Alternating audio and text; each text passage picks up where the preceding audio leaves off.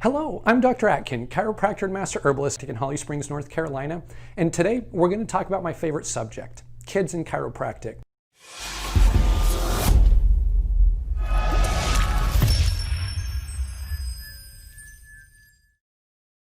Now we're going to be talking about why a child would even need to see a chiropractor, what conditions chiropractic can help with, and how to get your child checked for subluxation.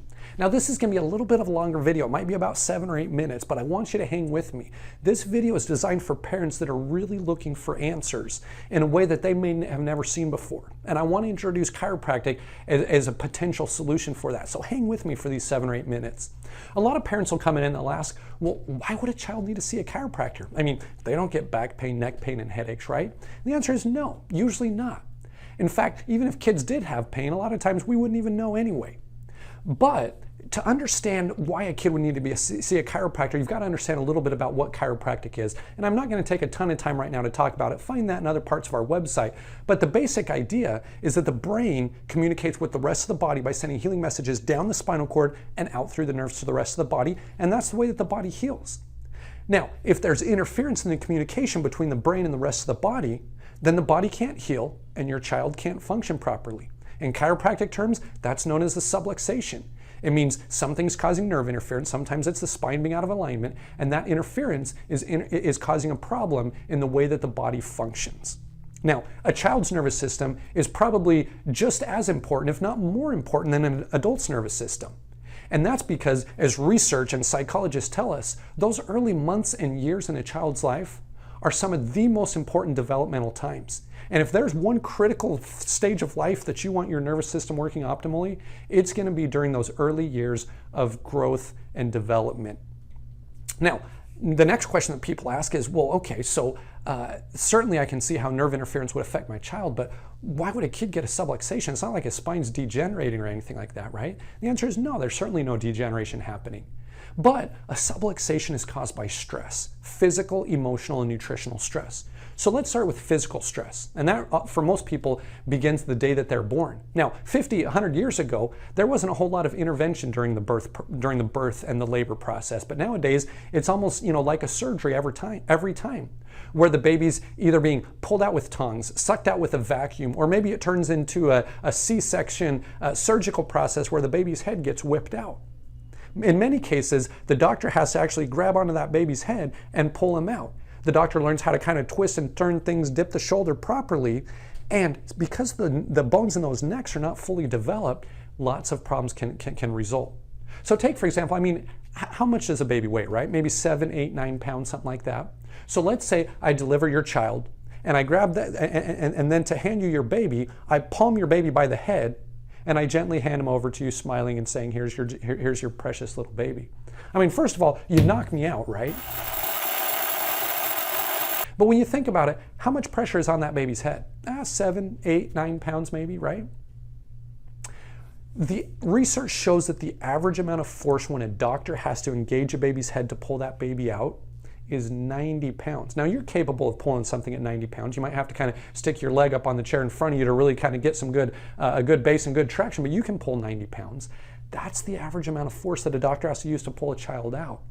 You'd knock me out for putting 7 or 8 pounds of force on that baby's head, and you won't knock the doctor out for putting 90 pounds of force?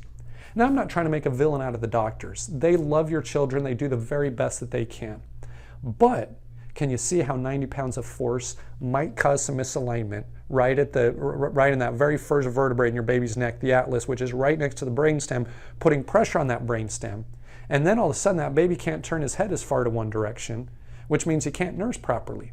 He's not latching right. Maybe he's not sucking hard enough or sucking right, and that's because the signals that are going from the brain to the tongue just aren't functioning properly. And then all of a sudden that kid has colic, breastfeeding difficulties, then he's not sleeping right, reflux, then he gets recurring ear infections and colds, asthma, allergies, food sensitivities.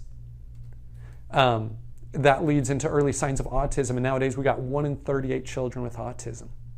Now, I know a lot of people see those sicknesses as individual and isolated events, but it's all part of a spectrum. I see it from day one, from birth, all the way on up. And regardless of when I step in to help that child, whether it's day 1, month 1, year 15, or when you're 45 years old, that problem leads to a lot of issues as the years pass by. No, so that's just day one physical stress, right? Well, as our toddlers going around, I mean, how many times a day do they fall on their butts, right? You know, at least 27. They come thumping down every step of the stairs, charge headfirst into your couch, fall from trees, you know, beat each other up. And I like an active kid. An active kid is a good, healthy kid normally. But if that causes some spinal misalignment and some nerve interference, that's a source of subluxation. That's only physical stress. Nutritional stress, we could go on all day, right? Exclusively breastfed until 6 months old, breastfed all the way up until a year or 2 years of age, fed organic fruits and vegetables. We can't introduce, you know, grains and other things too early, or we got all kinds of food sensitivities. How many kids have a lot of nutritional stress in their lives? I'd say about every one of them. I mean, they grow up on macaroni and cheese and ketchup, right?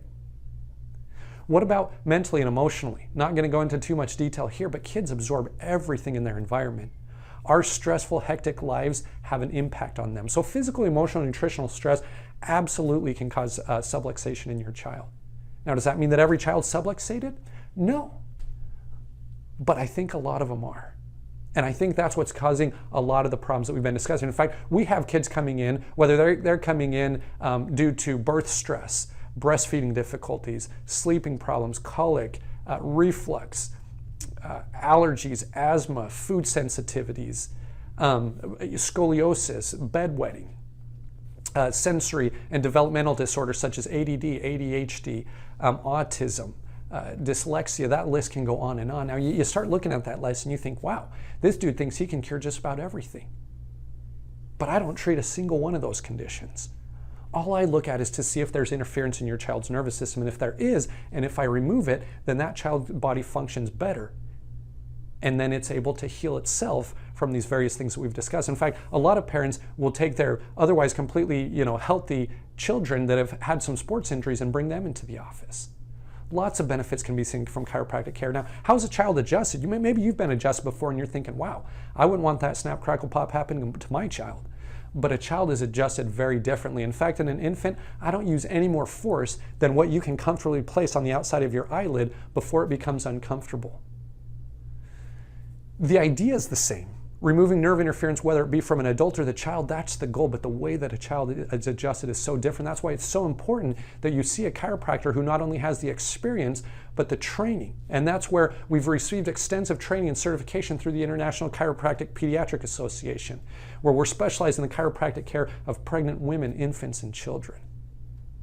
So the question that should be on your forefront right now of your mind is, does my child have nerve interference? Does my child have subluxation? And the answer is, I don't know, but we can certainly check. During our first visit, we'll sit down, we'll do some paperwork, we'll have a one-on-one conversation about your child and any health concerns that you have. We'll answer whatever questions you may have about chiropractic, and then we'll bring your child in, where we'll closely examine his spine, do some neurological testing. We may do a nerve scan and a muscle scan using state-of-the-art scanning technology to assess the function of his nervous system.